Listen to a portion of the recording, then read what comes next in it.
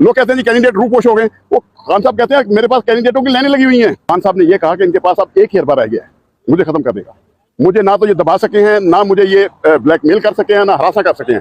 मैं मुल्क के पक्ष में पाकिस्तानी हूँ, पाकिस्तान में रहूंगा, पाकिस्तान के लिए ही दूंगा। खान साहब ने वाज़ेह अल्फाज में हमें ये बात कही कि मुझ पर 2 दफा हमला हुआ है। एक दफा मुझे गोलियां मारी गई, दूसरी दफा जुडिशियल कम्प्लेक्स के ऊपर भी मुझे कत्ल किया जाना था। उसके बाद जेल के अंदर मुझ पर जो सख्तियां कर सकते थे वो की इन्होंने हर हरबा इस्तेमाल कर लिया है मुझे तोड़ने का, मुझे अपनी बात मनवाने का, मुझे मुल्क से बाहर भिजवाने का, लेकिन मैंने इनकी कोई एक भी बात नहीं मानी। अब इनके पास जो है एक ही है कि जो स्लो पॉइजनिंग के जरिए मुझे मारेंगे।